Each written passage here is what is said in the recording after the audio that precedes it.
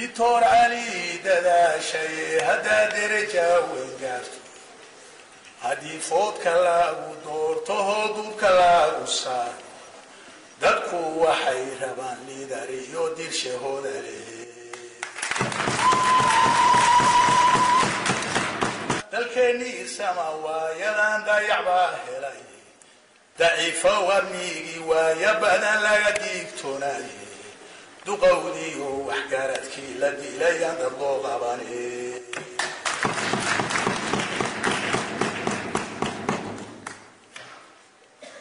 دقامني مدرما ملكنا دير سويديني دراويشتي يعيد انكي من هوش اللو ديريني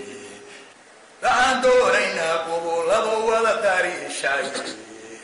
داديه هو كان شو سجاد على تاريخ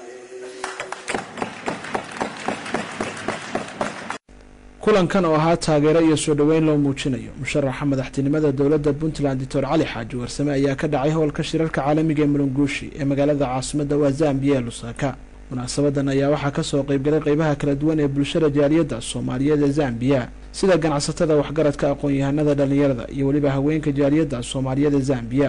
kuwaasi oo isaga kala yimid gobolada uu ka kooban yahay wadankan Zambia ee Soomaalidu ku badan tahay. sidoo kale waxaa munaasabadan ka soo qayb galay madaxda jaaliyadda iyo waliba xubnaha safaaradda Soomaaliya ee Zambia. ugu horeyn waxaa goobta ka hadlay Cabdulqaadir Sheekh Maxamed Guduudo wuxuuna si weyn ugu dheeraaday taariikhda faca weyn iyo waliba heerarkii kala duwan ee soo martay dhulka loo yaqaan Puntland. macnihiisu waxa weeye dhulkii udgoonka weeye wuxuuna baxay xilli lagu qiyaaso 3500 ilaa 4000 oo sano ka hor buu baxay. waxaa la yiraahdaa magaca Soomaaliga inuu ka fac weyn yahay magaca Puntland taas haddaan muxuu ahaa tifaftiro waxaa xiriir la lahaa goboladaas ganacsato reer Masar ah dhowr kun oo sano ka hor xilligii ay xukuntay Masar boqoradii la oran jiray magaceeda Hatshepsut oo dadkaas u imaan jiray ganacsi goboladaas badeeco u keeni jiray iyaguna ka qaadan jiray goboladaas faleenka iyo fooxa iyo haragga shabeelka iyo muxuu ahaa gorayada baalasheeda oo geyn jiray Masar. marka xilligaa markii ay Masar ku noqdeen oo ay geeyeen fooxii oo foox udgoonkiisii la arkay fooxaas oo loo shidi jiray meelaha macbadka ama wax lagu caabudo ayay waxay u baxsheen ardul bond ama dhulkii udgoonka ayaa loo baxshay xiriir badan bay la lahaayeen. waxaa laga helayaa meelaha museumka oo ku yaala Masar dadkaas iyo siday u ekaayeen waagaas fari ma jirin masawiraa jiray waxay masawiri jireen dad Soomaalida u eg oo dhuudhuuban oo muxuu ahaa hubkoodu yahay waranka iyo gaashaanka.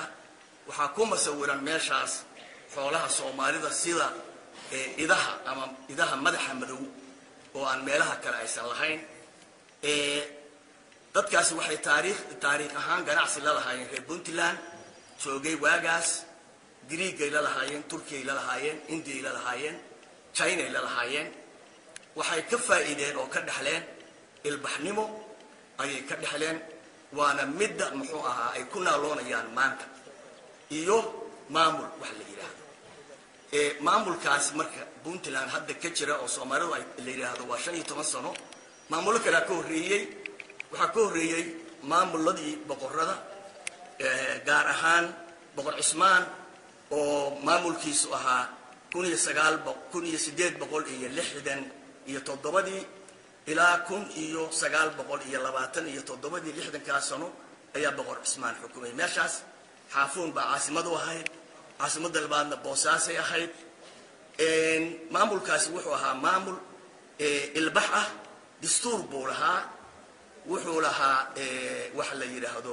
social welfare buu lahaa oo dadka masaakiinta waxba la siin jiray gaar ah. wuxuu ahaa maamul cadaalad ah oo aad buu cadaaladda u jeclaa boqor Cismaan. wuxuu nin wadani ah wuxuu diiday waagaas inuu isu dhiibo Ingiriiska iyo Talyaaniga labadaba waa la dagaalamay waa ay isugu tageen.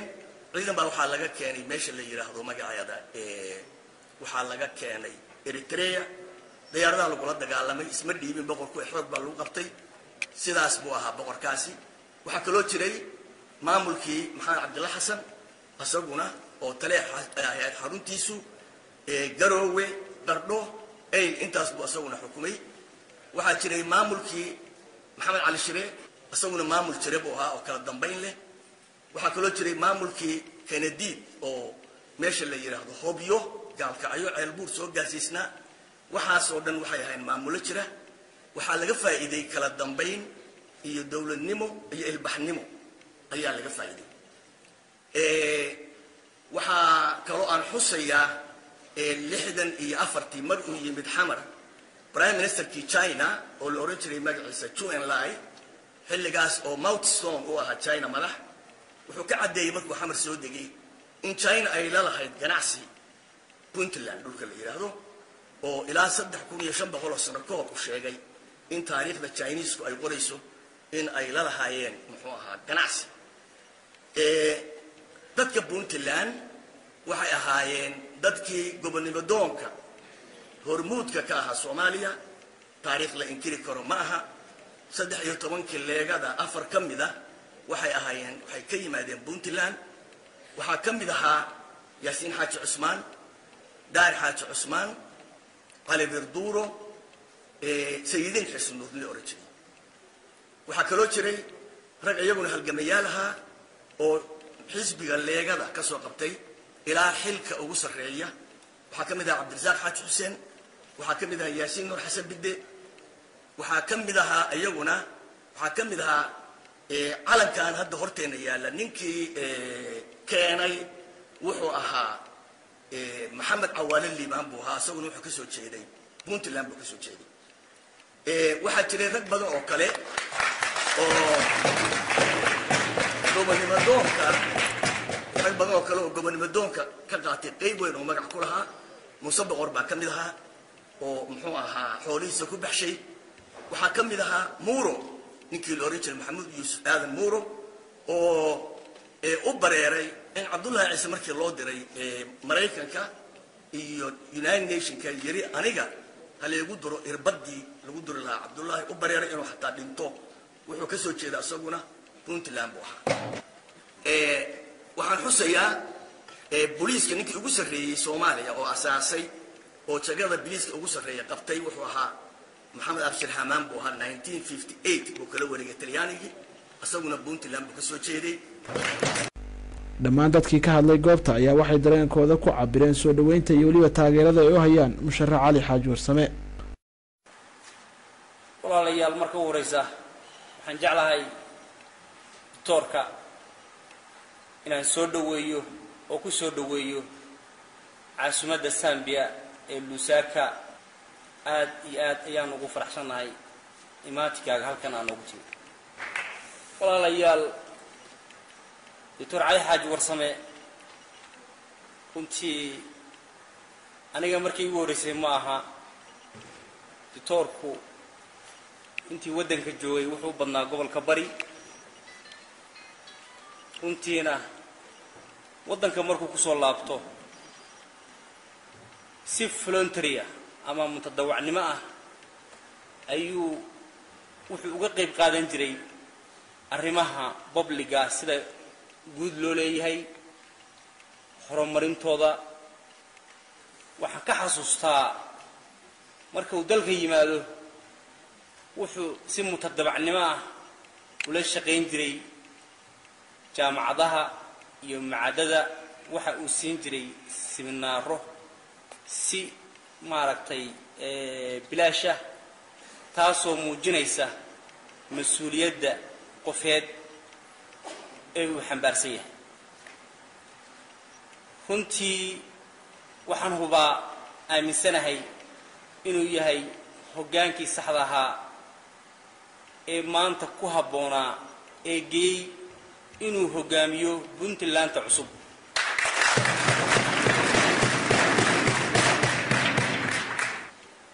mudane waxaan aad ugu faraxnay runtii xilkaana ay soo taagtay dadka halkaa fadhiya ee aad arkayso ee tirada intaa leeg leh maaha jaaliyadii Lusaka ku noolay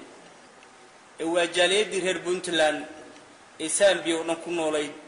qaarkood waxay ka soo safreen in ka badan 300 kilomitir arrintaasi waxay marxaanti cad ka tahay sida jaaliyada reer Puntland ee Zambia ku nool ay taageero buuxda kugu hayso uguna faraxsan tahay imaantigaaga halkan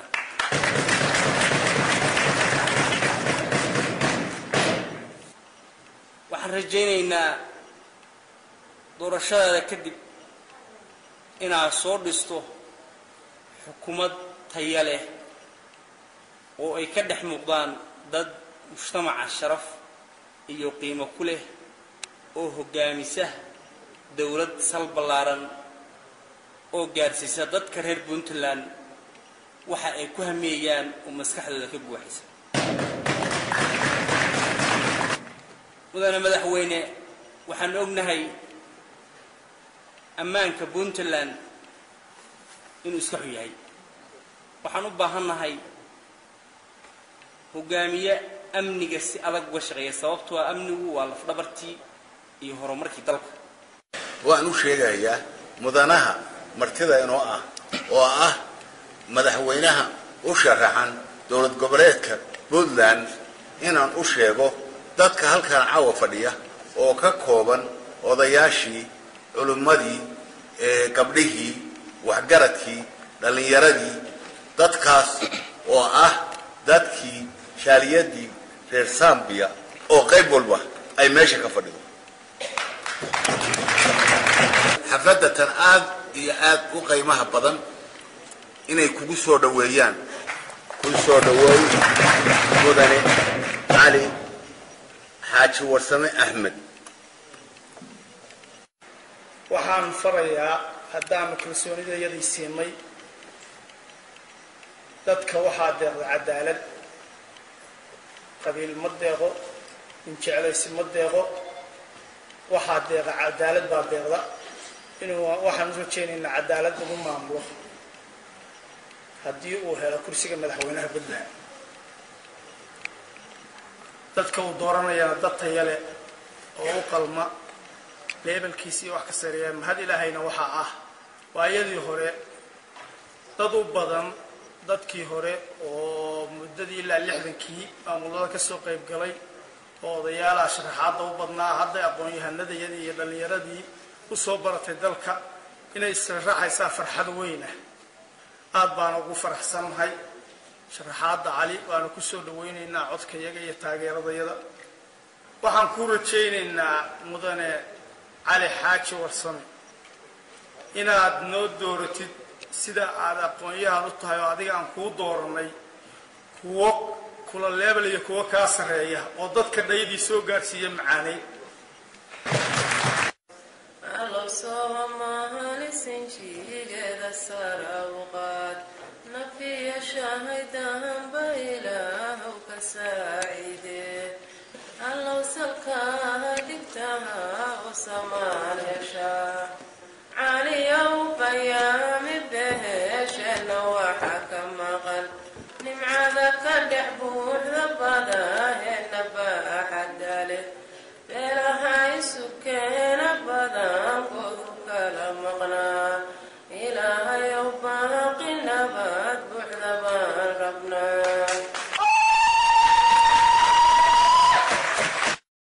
ugu dambeyn waxaa hadalka lagu soo dhaweeyay musharax Ali Xaaji Warsame waxaana ugu horeyn si weyn uga mahadceliyay taageerada iyo waliba soo dhaweynta ay u sameeyeen jaaliyada Soomaaliyeed gaar ahaan jaaliyada reer Puntland ee Zambia sidoo kale waxa uu si weyn ugu dheeraaday aasaaskii iyo marxaladihii ay soo martay Puntland isagoona sheegay in Puntland ay u qabsoomeen waxyaabo fara badan oo maanta lagu faani karo sidoo kalena loo baahan yahay in wax weyn laga qabto waxyaabaha ay Puntland ka tiicayso sida amniga iyo dhaqaalaha isagoona intaasi ku daray haddii uu ku guuleysto xilka madaxtinimada Puntland inuu si weyn isugu hawli doono wax ka qabashada arrimahaasi markii loo akhlaaq diineed leeyahay dadnimo leeyahay geesi yahay go'aan qaadasho leeyahay waxyaabahaas oo dhan waxay dadkiisa markaa saameyntaasi u keenaysaa inay go'aan sax ah ay qaataan calina waxaa rajaynayaa inuu yahay nin saameyn leh dadkiisana oo saameyn kara una heli kara dhinaca ujeedada aqoon ee loo baahan yahay in la gaaro waxaan rajaynaynaa cali inuu yahay dareenkaas uu ku jiro murashaxa madaxtinimada dowladda Puntland Soomaaliyeed mudane cali xaaji warsame. mudane kusoo dhawow.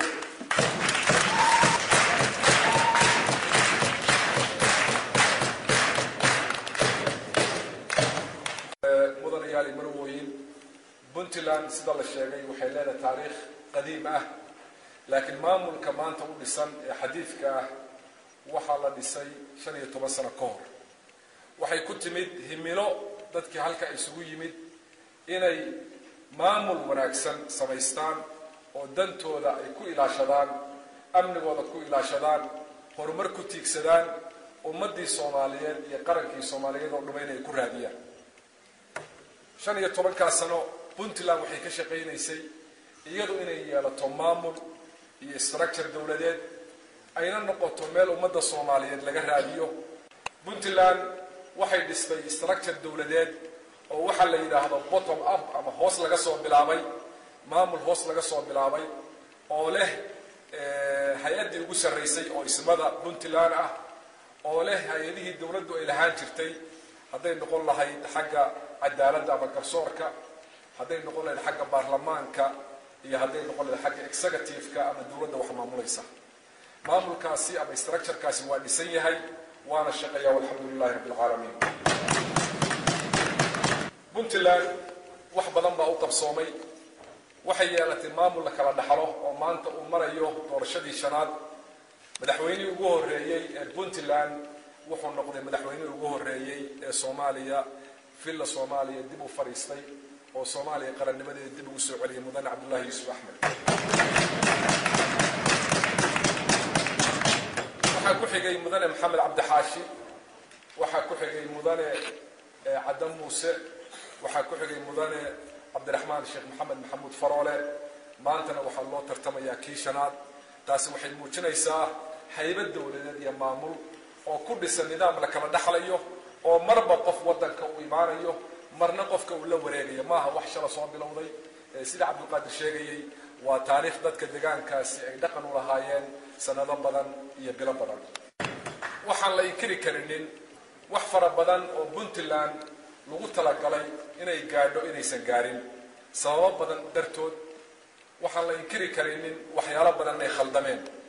ragga maanta xilka u taagan oo anigu aan ka mid ahay waxaa laga rabaa wixii la dhisay inay ilaaliyaan, wixii dhimanaa inay dhammaystiraan,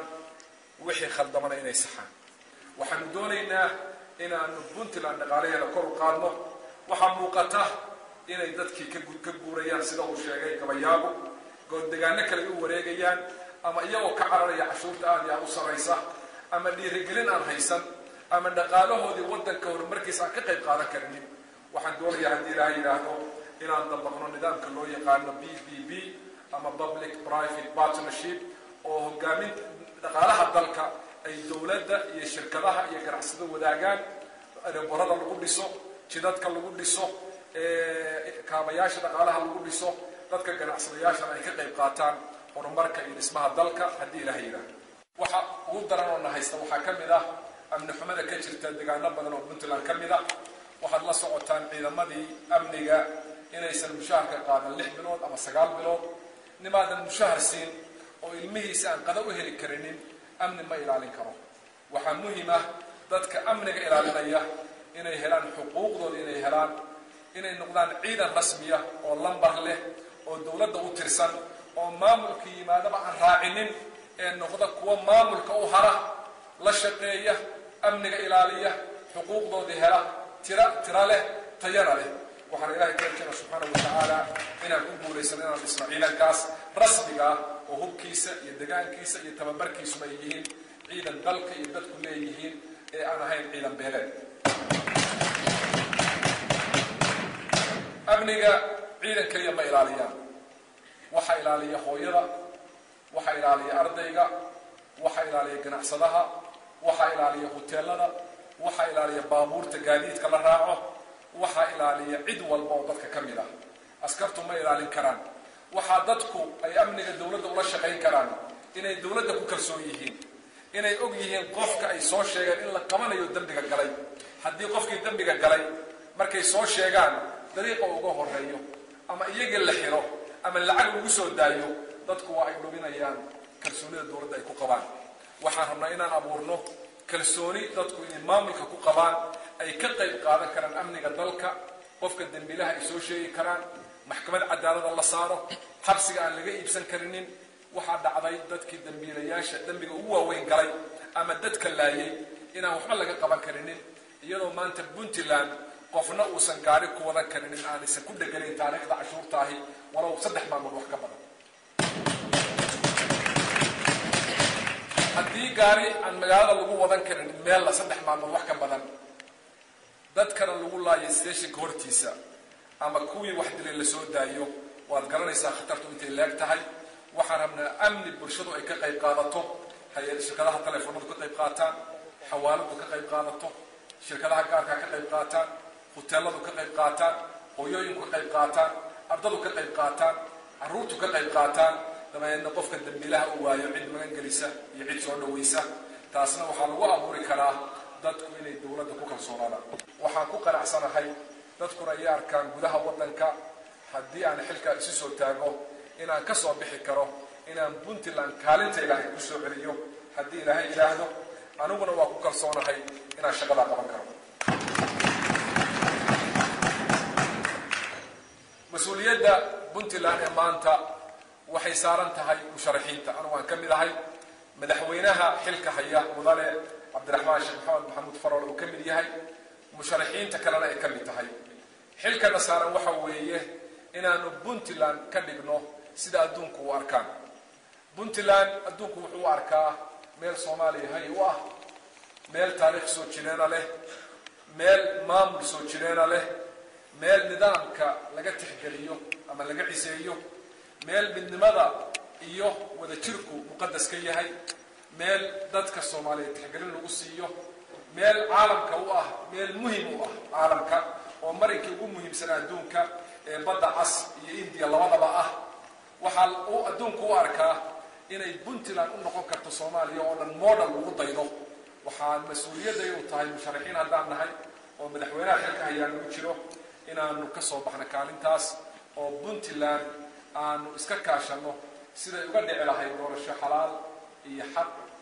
waana ku kalsoonahay sidaan hore u yirina Puntland waxa ka dhici doonta doorasho xalaal oo xor ah hadii ilaahay yiraahdo waxaan aaminsanahay madaxweyne Cabdiraxmaan inuu maanta joogo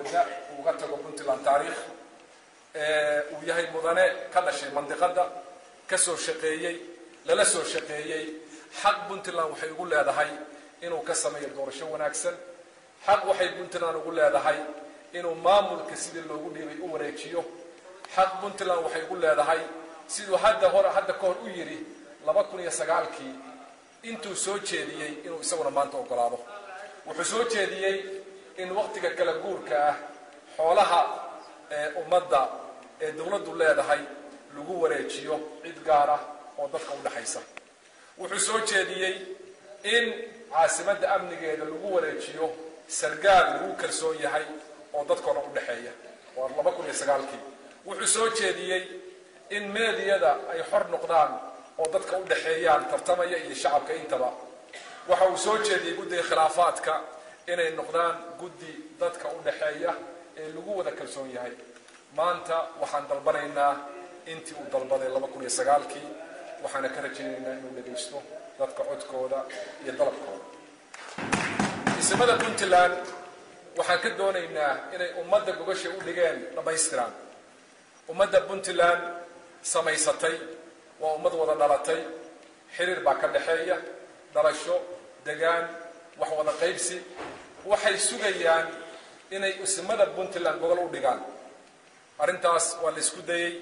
waqtigii la aasay boqor Cabdullaahi boqor Muuse waa suurtageli weyday maanta waxaanu ka codsanaynaa ismada Puntland inay dhigaan gogashii oo dadajiyaan waliba oo isugu yeeraan beelihii samaystay Puntland oo wixii jira oo ka dhaxeeya ay ka wada hadlaan oo wixii ay dhameyn kari waayaan ay dib u dhigtaan doorashada ka bacdi hadii ilaahay yiraahdo si doorashada ay u dhacdo waqtigeeda 8 bisha January xilkaasi waa xil iyagu ay leeyihiin waana xil lagu leeyahay gogoshiina waa dhigan tahay waxaan rajaynaynaa inay dadajiyaan oo ummadda way u dhaxeeyaan ummadda isu keenaan dambeyntii waxaan ku soo gabagabaynayaa hadii ilaahay yiraahdo in ay maanta Puntland fursad haysato ay uga soo dhex muuqan karto Soomaaliya waxaan idinku bishaaraynayaa sida hore u sheegay hadalkaygina ku bilaabay maalinta sharaxayay inaynaan ka baqin Puntland inay qasanto inay isku dhex daadato inay isqaban weydo inay maamul xumo ku dhacdo Puntland insha Allah doorasho fiican baa ka dhacaysa waa ka wada shaqaynaynaa ehelkeedii baan u nahay wax garadkeedii baa jooga waa ku soo cayshtay dhowr iyo 20 sano oo Soomaaliya fawda ahay ma bedeli karto dadkeeduna waa u bisil yihiin inay nabadda iyo ilaaliyaan deegaanka waxaan idinka rabnaa idinkana inaad nagala shaqaysaan sidii Puntland ay u noqon lahayd meel ummadda Soomaaliyeed tusaale u ah سعيد مصداهر يونيفرسال تي في مقالة لوساكا